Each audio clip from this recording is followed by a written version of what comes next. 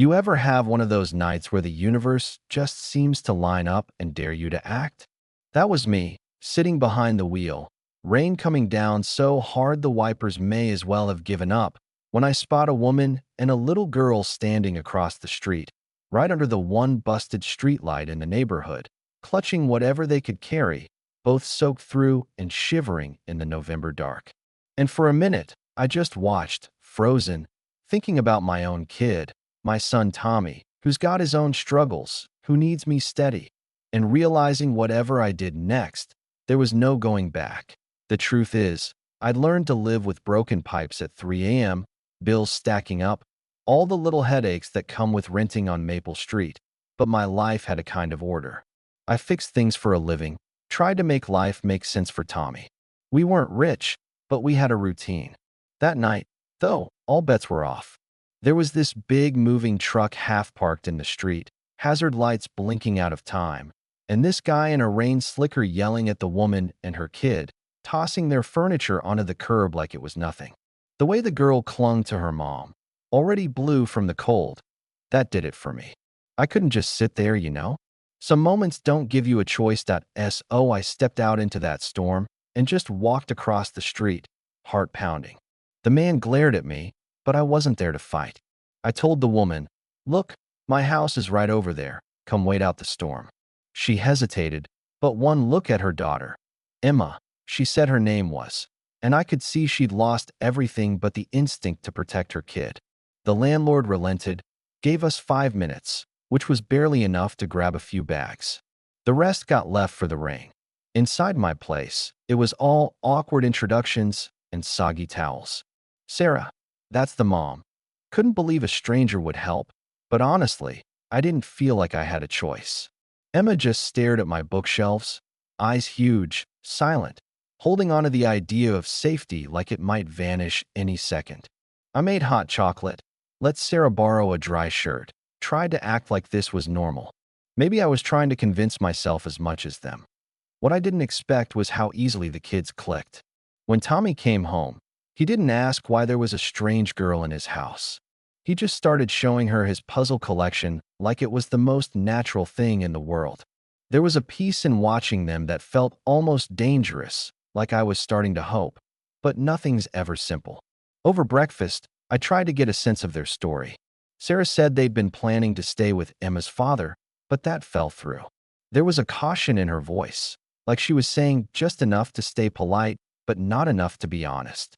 I didn't push, figured she'd tell me what she needed to. Still, after Tommy left for school, I asked point blank if there was anyone looking for them, if they were safe in my house. She hesitated, said she couldn't guarantee it. And that's when I knew I wasn't just playing Good Samaritan. I was stepping into something bigger than I realized. That afternoon, my phone rang at work. Sarah's voice, tight with fear. "There's a man outside. He's been sitting in a black sedan for over an hour, just watching the house." My heart just about stopped. I told her to get to the back of the house, call the neighbor. I was coming home. By the time I got there, the car was gone, but the message was clear. Someone wanted to find Sarah and Emma. That night, as we cleaned up after dinner, I accidentally knocked Sarah's purse, papers scattered everywhere. I picked up a bank statement and froze. Her full name, Sarah Elizabeth Blackwood. The same last name as my landlord, the guy who owned half the rentals in this city, including mine. Suddenly, I understood why her fear ran so deep. On the porch, she told me the truth. Edmund Blackwood was her father, the man orchestrating her life, using money and influence to control not just her, but everyone around him. And the guy who'd been watching the house, working for her father's chosen fiancé, a councilman with a reputation for making problems disappear. That was the twist. What I thought was just kindness on a rainy night had dropped me in the middle of a war between powerful men and the one woman brave enough to run from them. And if I helped her, everything I'd built for Tommy, our home, his school, his chance at a normal life, was at risk. Sarah had evidence, documents, recordings, things that could put her father and his friend away for years. But she needed time, and she needed me to keep them safe while she made contact with the feds. She didn't ask for much, just a week, maybe 2. but it felt like the ground under my feet was gone. That night, just like she predicted, I got the call. My landlord, Edmund Blackwood himself, laying it out in a calm, icy voice, offering me a deal. Give up Sarah and Emma. Get to keep my house and Tommy's place at school. Refuse, and he'd destroy us. He wasn't bluffing. He had the power, the money, the reach. For the first time in years, I felt real fear, not for myself, but for my son. But Sarah was ready to run, willing to disappear so Tommy wouldn't suffer. And I just couldn't let her face that alone. So we went on the offensive. Sarah laid out her evidence, and we built a plan. She'd get the files to a federal agent. I'd buy her time. We packed up in the dead of night, dodged men searching the house, hid out in a cabin thanks to a neighbor who believed in doing the right thing, no matter the risk. The next morning, I walked into Blackwood's office, tried to negotiate, bluff, threaten, anything to keep them safe. But he was too smart, too cruel, convinced family meant obedience, not love. When his muscle moved to grab me, I told him I was recording everything, that Sarah was already at the bank, the evidence on its way to the FBI. He almost believed me. Almost. What he didn't count on was that sometimes ordinary people, when they get desperate enough, do the extraordinary. Sarah got her evidence delivered. The feds took notice. Blackwood and his partner were arrested on charges that made the local news for weeks: bribery, intimidation, extortion, assault. It didn't end all the threats, but it bought us time, a little bit of peace. 3 months later, we were living 2 states away, new names on the mailbox, kids playing in the kitchen, Sarah finally breathing free. Tommy thrived at his new school. Emma started laughing again. Sarah found work teaching.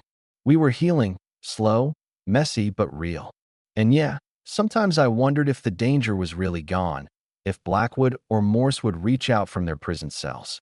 The future was uncertain, but for the first time, it belonged to us. Some mornings, I'd catch myself watching Tommy and Emma run toward the park, Sarah beside me with coffee, and realize this was the payoff for all the risk.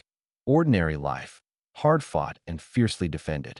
No medals, no headlines, just the quiet satisfaction of having done the right thing, even when it cost everything. Maybe that's what being a hero really means. Not superpowers, not being fearless, just standing up for someone when it matters most, even when you're scared. And as we headed out into that bright spring morning, a real family by choice and not by blood, I knew our story wasn't done. There were still scars, still nights when fear crept back, but we had each other, and that was more than enough. The storm that started it all was long past, but its lesson lingered. Sometimes, all it takes is a moment of courage to turn strangers into family and fear into hope. So tell me, what would you have done in my place? Is there a right answer, or just the one you can live with? Let me know down below. What's your take on justice, on loyalty, on the price of doing the right thing when the world says walk away? Because sometimes, the only thing standing between a child and the storm is a neighbor who refuses to close their door.